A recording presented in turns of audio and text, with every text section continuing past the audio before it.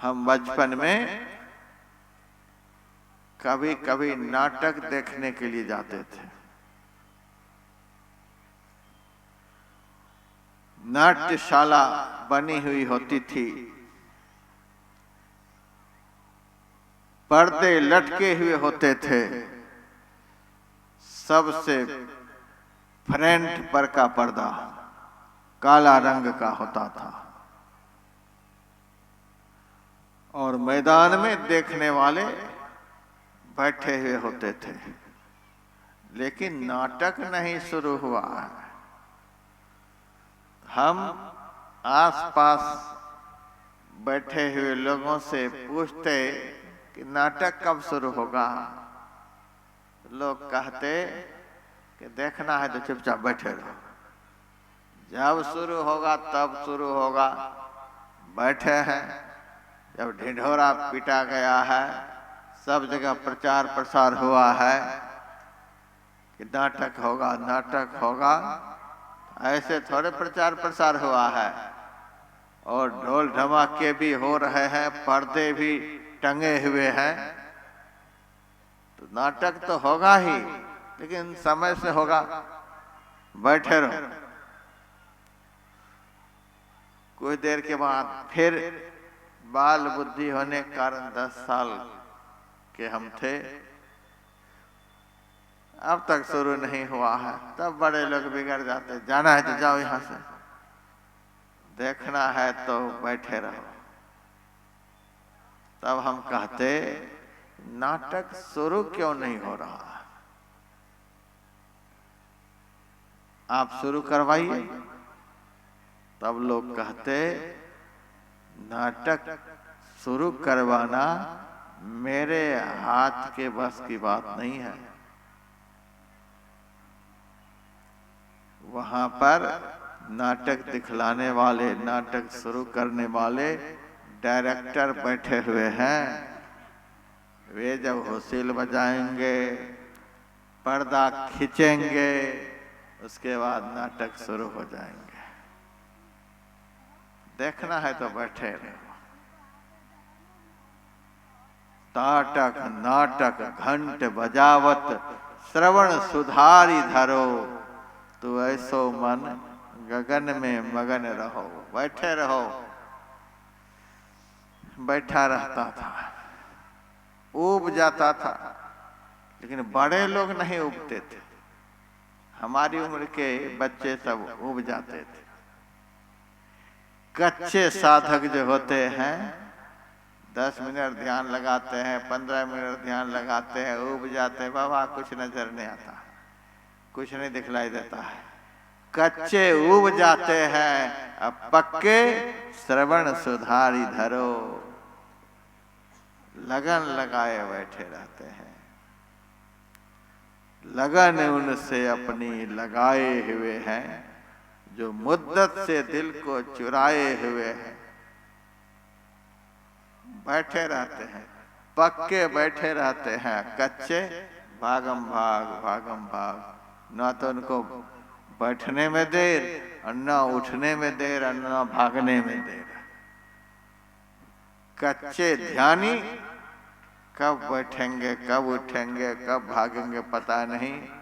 कच्चे सत्संगी कब पंडाल में घुसेंगे, कब निकलेंगे, कब भागेंगे पता नहीं। यहाँ तो कच्चे पक्के की बात है। इतने झीने पर्दे हैं, सामियाना, सूर्य का ताप नीचे तक पड़ता रहता है।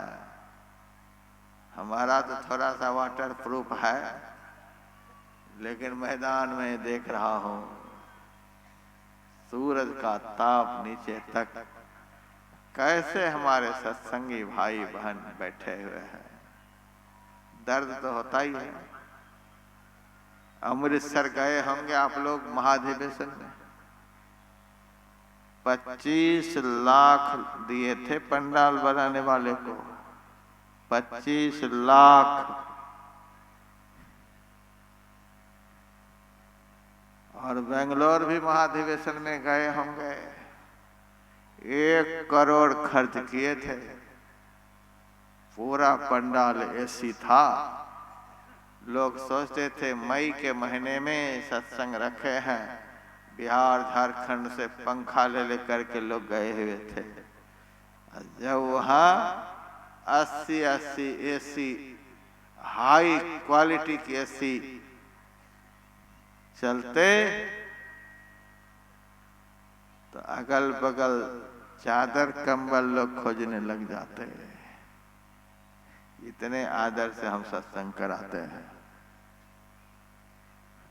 मैं यदि यहाँ रहता आयोजक में तो भंडारे के चूल्हे में पानी डाल देता। मैं यदि रहता तो भंडारे के चूल्हे में पानी डालता, चेला को उठा करके गुरु के पास पहुंचा देता, चावल दाल भेज करके बहुत सुंदर पंडाल बनवाता, ताकि लोग आराम से आरती तक बैठते, सूरज का ताप महसूस नहीं होता। लेकिन सारी सुविधाएं हमारे सत्संगी भाई बहनों के ये भंडारे छीन लेते हैं। सारी सुविधाएं भंडारे छीन लेते हैं। कितने तप आप लोग कर रहे हैं। तो नाटक देखने वाले बैठे रहते, पक्के लोग बैठे रहते, कच्चे उबते रहते। तब मैं कहता अब कब शुरू होगा। बड़े बूढ़े कहते काहे के लिए मेरा सिर खा रहा है, जाओ यहाँ, अब शुरू होगा।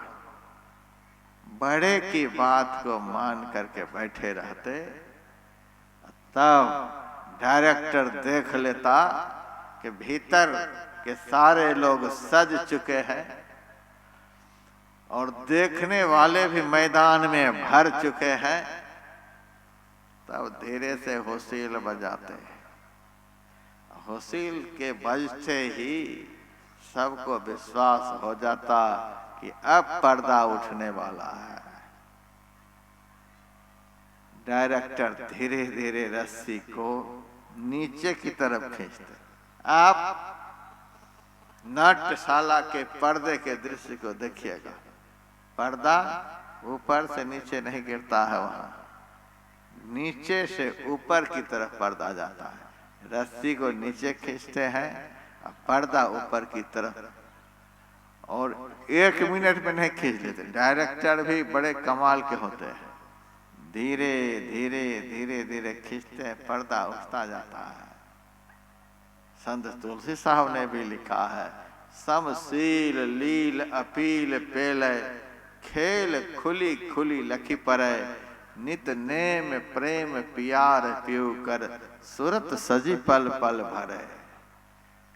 खेल खुली खुली लखी परे, एक ही बार में नहीं खुल जाएंगे, धीरे धीरे धीरे धीरे। काला पर्दा सामने का धीरे धीरे ऊपर उठता जाता और अंदर का रंगीन पर्दा दिखना शुरू हो जाता। जैसे जैसे काला पर्दा ऊपर उठता जाता है, वैसे वैसे रंगीन पर्दा दिखता जाता है। घंटों से जो मैदान में बैठे बैठे बोर हो रहे थे, पर्दा के उठते ही, रंगीन पर्दा के सामने आते ही बोरपन सब खत्म। साधक ध्यान के समय इसीलिए बोर हो जाता,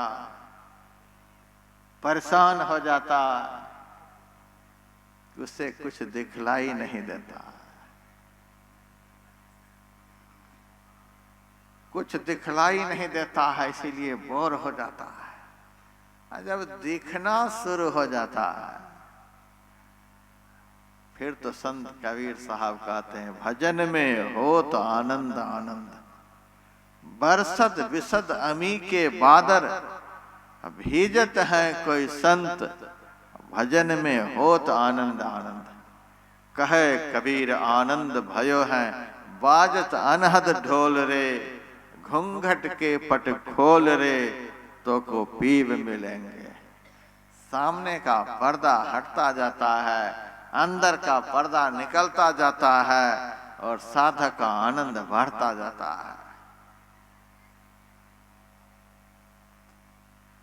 जैसे पर्दा पूरा का पूरा उठता है। गुरु महाराज की वाणी में तम फटे ज्योति भरे, आकाश का तू सैर कर, शब्द अनहत सार में मिल लहल सत पद को सही।